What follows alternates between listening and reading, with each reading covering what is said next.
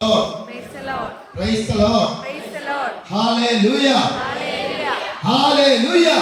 Hallelujah. എല്ലാവരും വിചാരിക്കുന്നുണ്ടാവും എന്തിനാ ഇത്ര ഈ ഉച്ചത്തിൽ സംസാരിക്കുന്നത്. ഇങ്ങനെ നമ്മൾ ദൈവത്തിനെ ഉച്ചത്തിൽ സ്തുതിച്ചാൽ മാത്രമേ നമുക്ക് കൃപകൾ ഉണ്ടാവുള്ളൂ. മനസ്സിലായി? ഞാനും ഇതുപോലെ തന്നെ അത്താണിയിലുള്ള ധ്യാന കേന്ദ്രത്തിൽ ധ്യാനം കൂടാൻ വന്നിട്ട് വഴക്കിട്ട് പോയതാണ്. ഞാൻ വന്നപ്പോൾ ഇവിടെ കുറേ കൂടിയൊക്കെ നല്ല സൗകര്യങ്ങളുണ്ട്, അവിടെ ഒന്നുമില്ല, കിടക്കാൻ സ്ഥലമില്ല. ഞാനും എൻ്റെ ഭാര്യയുണ്ട്. ഇത് ഇളയ മോളാണ്, ഇവിടെ ശുശ്രൂഷയാണ്. ഇപ്പോൾ മൂത്ത മോളും ഉണ്ട്, വന്നിട്ടുണ്ട്, വൈഫും വന്നിട്ടുണ്ട്. ഞാൻ പറഞ്ഞു ഇവിടെ പറ്റൂല മോനെ, ഇത് എന്ത് ധ്യാന കേന്ദ്രം? ഞാൻ ധ്യാന കേന്ദ്രത്തിൽ പ്രവർത്തിക്കുന്ന ഒരാളും കൂടിയാണ്. ആലപ്പുഴ IMS ധ്യാന കേന്ദ്രത്തിൻ്റെ ഒരു സോഷ്യൽ വർക്കറാണ് ഞാൻ, അതായത് അനാഥാലയങ്ങളുടെ പ്രവർത്തകനാണ് ഞാൻ. ഞാൻ പറയും നമ്മുടെ അവിടെയുള്ള ധ്യാന കേന്ദ്രങ്ങളൊക്കെ എത്രയോ ഭംഗിയാണ്, കിടക്കാൻ എത്ര സുഖമാണ്, എത്രയോ ബാത്റൂമുണ്ട്. ഇവിടെ നേരെ ഒരു ബാത്റൂമില്ല. ഞാൻ പറഞ്ഞു നമുക്ക് പറ്റില്ല, നമുക്ക് പോകാമെന്ന്. ഒച്ചപ്പാടും ബഹളമായി. അപ്പോൾ ഈ പറഞ്ഞ ടെൻഷൻ ബ്രദറും വേറെ 1-2 ബ്രദർമാരും കൂടി എന്നെ വട്ടം പിടിച്ചു. പോകാൻ പറ്റൂല. ഞാൻ തോന്നുന്നു പോയേ, എനിക്കറിയാം ഞാൻ വന്നിട്ടുണ്ടെങ്കിൽ ഞാൻ പോകുന്നു.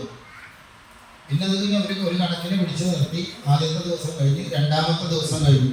അപ്പോൾ എല്ലാവർക്കും അവിടെ ഇവിടെയുള്ള തിരുരക്തങ്ങളൊക്കെ കാണുന്നു, എല്ലായിടത്തും ഓരോരോ അത്ഭുതങ്ങളും അടയാളങ്ങളൊക്കെ കാണുന്നു. അപ്പോൾ കുറച്ച് നേരത്തെ മുമ്പ് ഒരു ചേട്ടൻ പറഞ്ഞതുപോലെ തന്നെ ആ ചേട്ടൻ പറഞ്ഞ പോലെ ഞാനും മനസ്സിൽ വിചാരിച്ചില്ല. നമ്മൾ ധ്യാനത്തിനും കൂടെ ഞാൻ ഇതുവരെ കണ്ടിട്ടില്ല. ഞാൻ ധ്യാനത്തിന് ഇഷ്ടംപോലെ പോയിട്ടുണ്ട്. അങ്ങനെ പോയി വന്നു കഴിഞ്ഞപ്പോഴത്തേക്കും ഒരത്ഭുതങ്ങളും അടയാളങ്ങളും വന്ന് എല്ലാം നിന്ന് ലാസ്റ്റ് ദിവസമായപ്പോൾ എനിക്കും എൻ്റെ മക്കൾക്കും എൻ്റെ ഭാര്യയ്ക്കും ഭയങ്കര വിശ്വാസമായി. ഞാനെന്നാൽ വേറെ ചീത്ത ഇതിലൊന്നും പോകുന്ന ഒരു വ്യക്തിയല്ല. എന്നാലും ഈ നേരത്തെ പറഞ്ഞ പോലെ കുർബാനയെ കുറിച്ച് കാര്യങ്ങളൊക്കെ ഞാൻ കുർബാനയ്ക്ക് പോയതിൻ്റെ മുമ്പിൽ തന്നെ നിൽക്കുള്ളൂ.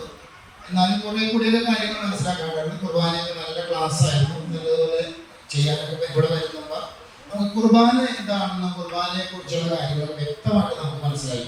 ഈ കഴിഞ്ഞ പ്രാവശ്യം വന്നവർക്കൊക്കെ മനസ്സിലാക്കിയില്ലേ? ഇപ്പം ധ്യാനം കൂടി അവർക്ക് ക്ലിയർ ആയില്ലേ?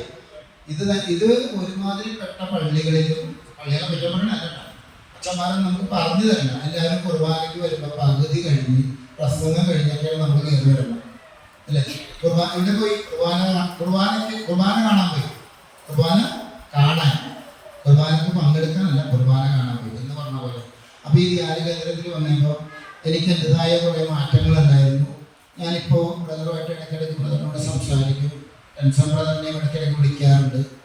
അപ്പോൾ ഈ ദൈവകൃപയാൽ എല്ലാം കൊണ്ടും ഇപ്പോൾ നല്ല രീതിയിൽ കാര്യങ്ങളെല്ലാം മുന്നോട്ട് പോകുന്നുണ്ട്. പരമാവധി പറ്റുന്ന സമയങ്ങളിലെല്ലാം തന്നെ ധ്യാന കേന്ദ്രത്തിൽ വരാറുണ്ട്, ധ്യാനത്തിൽ പങ്കെടുക്കാറുണ്ട്. ഇതിലത്തെ മകളാണ്, MS പഠിക്കുകയാണ്. എൻ്റെ മകൾക്ക് വേണ്ടി എല്ലാവരും പ്രാർത്ഥന. ഈ വരുന്ന ഈ മാസാവസാനം ലാസ്റ്റ് ഇയർ എക്സാമാണ്, ഇന്ന് പ്രാർത്ഥിക്കുന്നത്.